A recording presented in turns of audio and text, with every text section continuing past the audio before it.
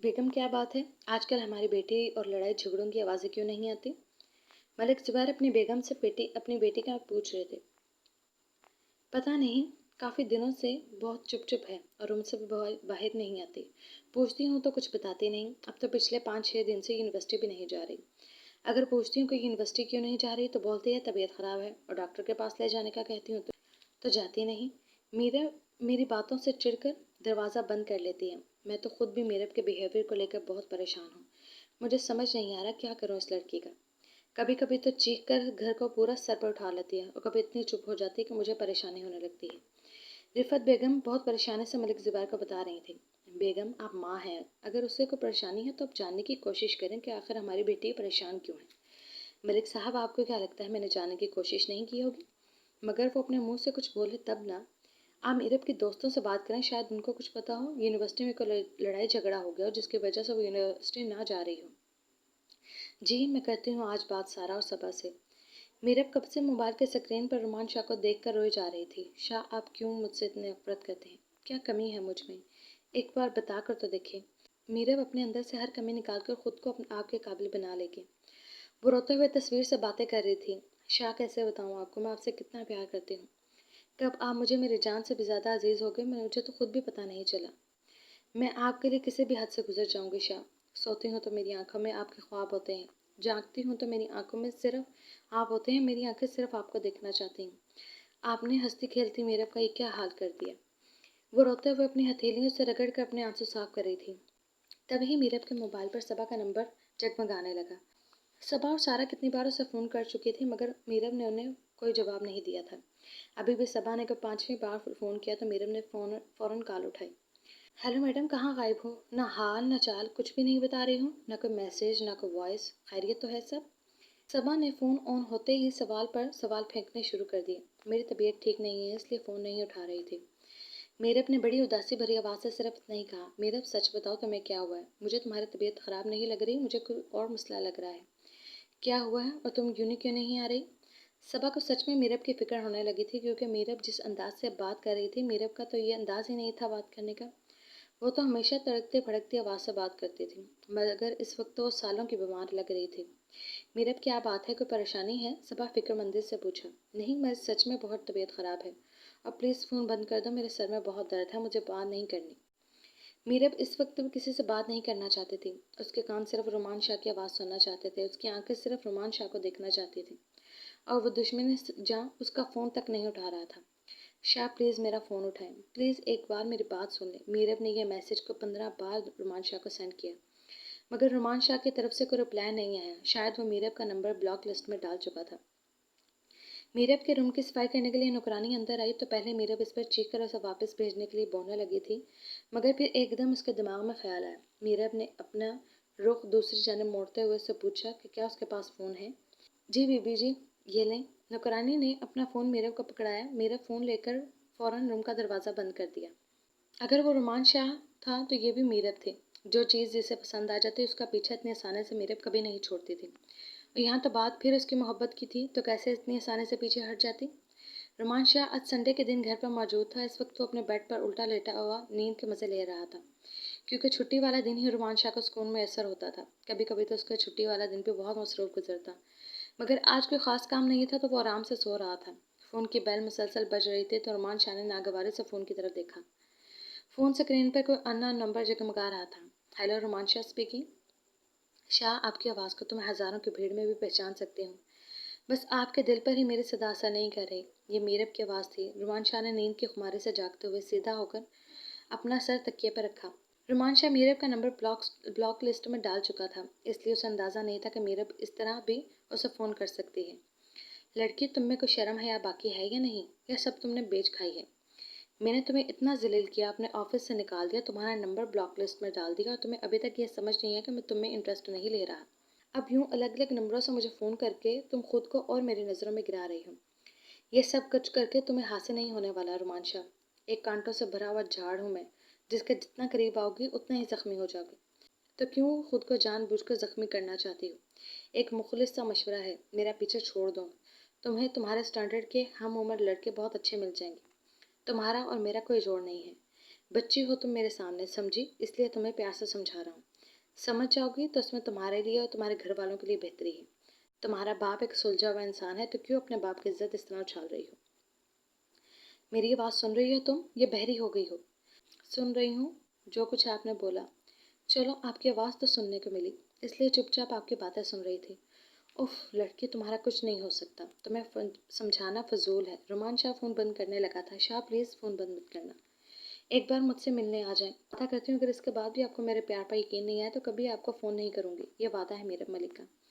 वो सिसकियों के साथ रो रही थी और ये सिसकियाँ रोमान शाह के कानों तक भी पहुँच रही थी। लड़की, तुम्हें क्यों समझ नहीं आ रहा? क्यों खुद की ओर तौहीन करवा रही हो मुझसे? आप जितनी मर्जी तौहीन कर लें, मैं बुरा नहीं मानूंगी। शाम, अगर प्लीज़ एक बार मुझसे मिल लें, इसके बाद आपका जो फैसला होगा मैं मान लूँगी। ठीक है, मेरे ऑफिस आ जाओ, मैं तुम्हारा वहीं पर वेट करूँगा। मगर ये बात तुम्हें पहले ही बता दूँ कि तुम्हारी बातों का मुझ पर कोई असर नहीं होने वाला। मगर लड़की, मिलने के बाद तुम अपने वादे पर कायम रहना। आज के बाद ना तो मुझे कॉल करना और ना ही मिलने के लिए बोलना। ये मेरी तरफ से लास्ट वार्निंग है। तुम्हारा बाप एक शरीफ और सुलझा हुआ इंसान है। सिर्फ उसकी वजह से मैंने तुमसे मिलने के लिए हामी भरी, वरना रोमान शाह का ये लेवल नहीं है कि वो लड़कियों के साथ मिलने के लिए अपनी मुलाकातें फिक्स करता फिर। रोमान शाह के कड़वे अल्फाजों को मीरा नज़रअंदाज करते हुए उठकर तैयार होने लगी, क्योंकि रोमान शाह ने उसे 1 घंटे में अपने ऑफिस में बुलवाया था। मीरब के लिए तो यही काफ़ी था कि रोमान शाह ने उसे मिलने के लिए हामी भर ली थी। मीरम ने जीन्स की पैंट के साथ एक खूबसूरत टॉप निकाल कर पहना और उसके ऊपर लंबा गाउन पहन लिया। कानों में प्लेन बालियाँ पहनी, हाई हील पहन के पोनी किए हुए खुद को आईने में निहार रही थी। होंठों पर गहरी लिपस्टिक लगाए वो किसी का भी दिन निकालने वाली कातिल हसीना लग रही थी। इस वक्त हाथों में ब्रेसलेट पहने, हैंडबैग पकड़े हुए वो गाड़ी में आकर बैठ गई। देखती हूँ शाह, आप मेरे हुस्न से कैसे बचते हैं। मीरब को अपने हुस्न और अपनी खूबसूरती पर बहुत नाज था, और वो आज अपने हुस्न को बहुत अच्छे तरीके से पॉलिश करके ले जा रही थी। इसको ऐसा लगता था कि रोमान शाह इसके हुस्न के आगे नरम पड़ जाएगा। मीरब जब ऑफिस में पहुंची तो रोमान शाह पहले ही ऑफिस में मौजूद था। जी फरमाएं, क्या कहना चाहती हैं आप? रोमान शाह बिना टाइम वेस्ट किए सीधा मुद्दे की बात पर आया। रोमान शाह, क्या बैठने का नहीं कहेंगे मुझे?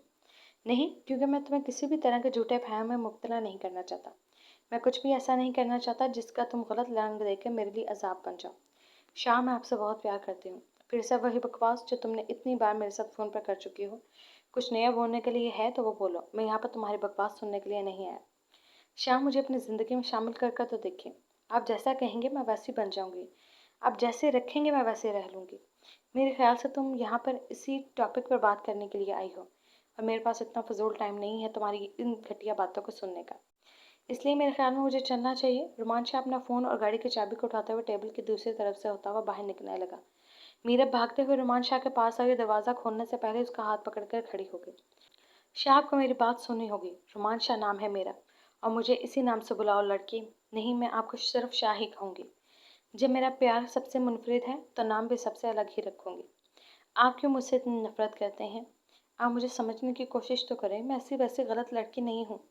मैं देख चुका हूँ तुम कैसी लड़की हो। रोमान शाह अपना हाथ छुड़वाते नागवारे से उसके हाथ पकड़ने वाली हरकत की तरफ इशारा करके बोला। शाह, मुझे सिर्फ आपके दिल में थोड़ी सी जगह चाहिए। दिल में या बिस्तर पर? शाह, आपको शर्म नहीं आती एक लड़की से इस तरह की बात करते हुए? शर्म? ये लफ्ज़ तुम जैसे अमीरजादे के मुंह से अच्छा नहीं लगता। शाह, किसी की मोहब्बत की इस तरह तस्लीम नहीं करते कि उसकी मोहब्बत ही उसके लिए सज़ा बन जाए। रुमान शाह के लफ्ज़ों के तीरों से ज़ख्मी होकर वो रो रही थी। ये आंसू की बिजलियाँ किसी और पर गिराना। रुमान शाह वो चट्टान है जिस पर तुम्हारी नदाओं का कुछ भी असर नहीं होने वाला। शाह, अगर कुछ रह गया है तो वो भी बोल दो। आज कोई भी अपने दिल में हसद बाकी मत रखना। इतना भी एटीट्यूड किस बात का है शाह? अगर आप खूबसूरत हैं तो मैं भी आपसे कम नहीं। अगर आप अमीर हैं तो मैं भी आपसे कम नहीं। तो फिर किस बात की अकड़ है शाह? एक चीज़ की कमी है। मैं गैरतमंद हूँ और तुम बेगैरत। शाह, बस कर दो। इतने तेज बरसाओ जितना मैं बर्दाश्त कर सकूं। रुमान शाह के अल्फाज मीरब से सुने नहीं जा रहे थे। ऐसा भी क्या कह दिया मैंने? सिर्फ आपका हाथ ही तो पकड़ा है। ऐसा कौन सा मैंने गुनाह कर दिया जो आपने मुझे बगैरत होने का खिताब दे दिया? हाँ, मैं तो भूल गया। जैसा तुम्हारा स्टेटस है वहाँ पर किसी का हाथ पकड़ना, किसी को गले लगाना या फिर किसी का मुंह लगाना बहुत मामूली सी बात है। तुम एक काम क्यों नहीं करती? चलो मेरे साथ एक रात गुजार कर आ जाना। उसके बाद तुम्हारे इश्क की आग ठंडी पड़ जाएगी और फिर तुम आराम से किसी अपने जैसे के साथ शादी कर लेना। रुमान शाह की बकवास सुनकर मीरब ने एक जोरदार थप्पड़ रुमान शाह के चेहरे पर दे मारा। आपने मुझे इतना गिरा हुआ समझा? मुझे बहुत दुख हुआ ये जानकर कि आपकी नज़रों में मेरी मोहब्बत की ये औकात है। लड़की, अपनी हद में रहो। और औकात की बात तो तुम करो ही ना। रुमान शाह अपने मुंह पर थप्पड़ बर्दाश्त नहीं कर पा रहा था। अगर वो लड़की ना होती तो एक थप्पड़ के बदले ना जाने कितने थप्पड़ वो उसके मुंह पर रसीद कर चुका होता। मगर इसकी गैरत ये गवारा नहीं कर रही थी कि वो एक लड़की पर हाथ उठा था। मगर गुस्से से उसका चेहरा सुर्ख हो रहा था। मीरब रोती हुई उसके ऑफिस से निकलकर आंसू को अपनी हथेलियों के पुष्ट से रगड़ते हुए साफ करके गाड़ी में बैठ गई और ड्राइवर को चीखते हुए घर चलने को कहा। बीबी जी, मीरब बीबी रोते हुए आई हैं और अपने कमरे में चली गई। नौकरानी ने आकर रिफत बेगम को कमरे में इतला दी। रिफत बेगम भागकर अपने रूम से बाहर आई। नौकरानी के साथ मीरब का दरवाज़ा खटखटाने लगी। मगर मीरब ना तो आवाज़ दे रही थी और ना ही दरवाज़ा खोल रही थी। रिफत बेगम को बहुत परेशानी होने लगी कि ऐसा क्या हो गया कि मीरब ने अंदर से दरवाज़ा बंद कर रखा था, क्योंकि मीरब ने आज से पहले कभी इस तरह की हरकत नहीं की थी। शाह, क्यों आप मुझसे बयान नहीं कर सकते? आप क्यों इतने संगदिल हैं शाह? जितनी आपने बातें मुझे सुनाई हैं, मीरब तो उतनी सुनने की आदी नहीं है। मैं क्या करूं? अपने दिल के हाथों से मजबूर हूँ शाह। मुझसे नहीं जिया जाता आपके बिना। शाह, मैं मर जाऊंगी। मीरब इस वक्त अपने हपासों में नहीं थी। रुमान शाह की बातों ने उसे इतना लहूलुहान कर दिया था कि वो अपनी जान लेने पर आमादा हो गई। उसने अपने रूम की टेबल पर रखे हुए फ्रूट की टोकरी में से एक छुरी उठाई और रुमान शाह की बातें खुद से करते हुए अपनी कलाई काट ली। बेड के पास ज़मीन पर बैठ गई। उससे अपने आप से बातें करते करते अपनी दूसरी कलाई भी काट ली। देख लो रुमान शाह, आपको लगता था ना मैं मजाक कर रही हूँ, मैं आपको धमकियाँ दे रही हूँ। अब देखें, मीरब सच में आपके लिए मर सकती है। वो खुद से बातें करते हुए अपने हाथ पर इसी चाकू की नोक से रुमान शाह लिख रही थी। नीचे गिरता हुआ खून कतरों से लकीर की सूरत अख्तियार कर चुका था। मीरब की आंखों के सामने अंधेरा छाने लगा और रुमान शाह का नाम लेते हुए बेहोश हो गई। शामिर, घर आओ। मीरब अपने कमरे का दरवाज़ा नहीं खो रही। तुम्हारे पापा की कंडीशन ऐसी नहीं है कि मैं उन्हें कुछ बता सकूं। वो इस वक्त नींद की दवाई लेकर सो रहे हैं। रिफत बेगम बहुत डरी हुई और घबराई हुई आवाज़ से अपने बेटे को फ़ोन करके इन्फॉर्म कर रहे थे। मामा, ऐसा भी क्या हो गया कि मीरब ने दरवाज़ा बंद कर दिया? क्या आपने या पापा ने उससे कुछ बोला है? अपनी माँ से बात करते हुए भागता हुआ अपने जीप में आकर बैठ गया और फ़ोन कान से लगाए हुए अपनी माँ से बहुत नाराज़ होकर पूछ रहा था।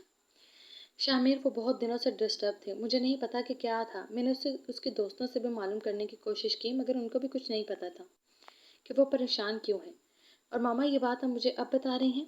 आपको मुझे इन्फॉर्म करना चाहिए था। शामिर अपनी माँ से गुस्से से बोल रहा था। शामिर बेटा, मुझे लगा था कि तुम काम पर हो, मैं तुम्हें डिस्टर्ब नहीं करूं। मुझे ये आइडिया नहीं था कि मीरब इस तरह से दरवाज़ा बंद करके बैठ जाएगी। मामा, आप दरवाज़ा खोलने की कोशिश करें। अगर उसने दरवाज़ा बंद किया है तो वो खुद को कोई नुकसान ना पहुंचा ले। शामिर इस वक्त अपनी बहन के लिए बहुत परेशान था। उसका पुलिस वाला दिमाग बार बार उसे अलर्ट कर रहा था कि मीरब के साथ कोई बड़ी प्रॉब्लम है। हाँ हाँ बेटा, मैं दरवाज़ा खोलने की कोशिश करती हूँ। असल में उसने दरवाज़ा अंदर से लॉक किया हुआ है, जिसकी वजह से मैं एक्स्ट्रा की से भी दरवाज़ा नहीं खोल पा रही। मेरा बेटा, प्लीज़ दरवाज़ा खोलो या आवाज़ देकर हमें बताओ कि तुम ठीक हो। मीरब की माँ मीरब को आवाज़ें लगा रही थी, मगर अंदर से कोई भी आवाज़ ना आने पर अब रिफत बेगम रोने लगी।